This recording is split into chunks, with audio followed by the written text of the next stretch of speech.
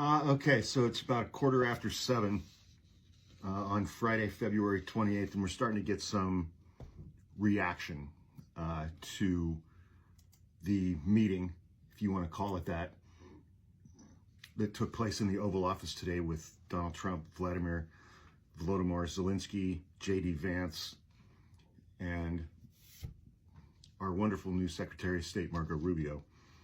Tom Nichols at The Atlantic.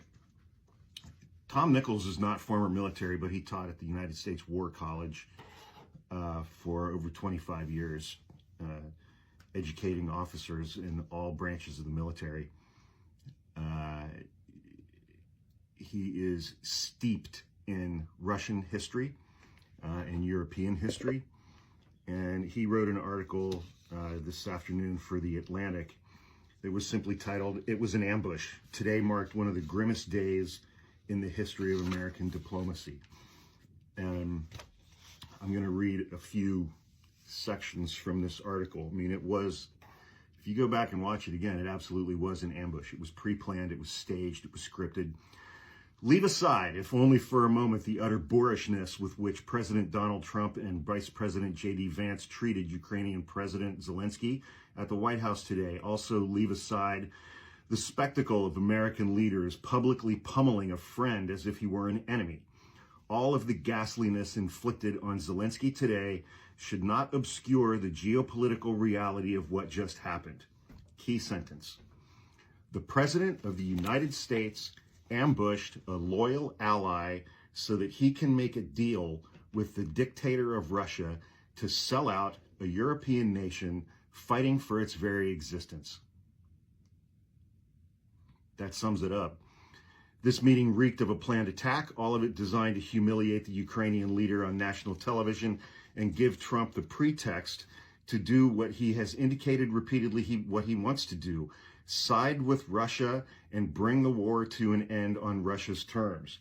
Trump is now reportedly considering the immediate end of all military aid to Ukraine because of Zelensky's supposed behavior intransigence during this meeting. J.D. Vance's presence at the White House today also suggests that the meeting was a setup, because where the hell has J.D. Vance been for the last 6 weeks? He sure as hell hasn't been in the White House. I haven't seen him. This time, however, he was brought in to troll a foreign leader. Marco Rubio was also there, but he sat there glumly and silently while J.D. Vance pontificated like an obnoxious graduate student. Vance told Zelensky that it was, quote, disrespectful for you to come into the Oval Office and try to litigate this in front of the American media, but baiting Zelensky into a fight in front of the media was likely the plan all along.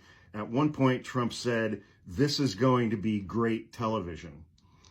But in the end, Trump sounded like Putin himself as he hollered about gambling with World War III, as if starting the biggest war in Europe and nearly essentially was Zelensky's fault, which is what Trump supporters are dumb and gullible enough to believe. After the meeting, Trump he issued a statement that could only have pleased Moscow. "I have determined that President Zelensky is not ready for peace if America is involved, because he feels our involvement gives him a big advantage in the negotiations. I don't want advantage, I want peace. He disrespected the United States of America in its cherished Oval Office. He can come back when he is ready for peace." Vance, for his part, fully inhabited the role of a smarmy talk show sidekick, jumping in to make sure the star got the support he needed while slamming one of the guests. The vice president is an unserious man who tries to insert himself into serious moments. I like that sentence. But this time the stakes were much higher than the usual dust-ups with the media or congressional Democrats. Trump and Vance acted like a couple of online sock puppets instead of American leaders. The Ukrainian leader did his best to stand up to the bullying, but Trump and Vance were playing to the cameras and to the MAGA gallery at home and Fox News. Vance showed how dedicated he was to point scoring rather than policy, making an observation so shallow that he was lucky that Zelensky was too off-balanced to call him out for it. Today's meeting and America's shameful vote, or the shameful vote in the United Nations last Monday, we voted with Russia and a bunch of other dictatorial nations against a resolution condemning Russia for invading Ukraine. Confirmed that the United States is now aligned with Russia and against Ukraine, Europe, and most of the planet. I felt physically sick watching the President of the United States yell at a brave ally, fulminating in the Oval Office as if he were an adult old man shaking his fist at a television. Zelensky has endured tragedies and risked his life in ways that men such as Trump and Vance cannot imagine. I am ashamed for my nation. Even if Congress acts to support and aid Ukraine, it cannot restore the American honor lost today. But no matter how disgusted anyone might be at Trump and Vance's behavior, the strategic reality is that this meeting is a catastrophe for the United States and the free world. America's alliances are now in danger and should be. Trump is openly and gleefully betraying everything America has tried to defend since the defeat of the Axis 80 years ago in World War II. The entire international order of peace and security is now in danger as Russian autocrats, after slaughtering innocent people for 3 years, look forward to enjoying the spoils of their invasion instead of standing trial for their crimes. Putin's former Russian president, Dmitry Medvedev, posted on Twitter, "The insolent pig finally got a proper slapdown in the Oval Office," speaking about Zelensky.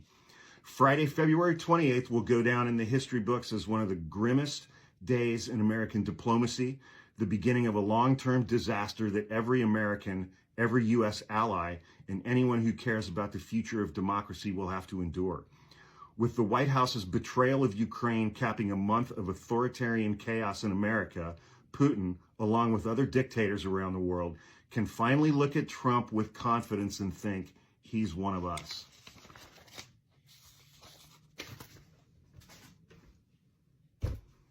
Pretty much sums it up.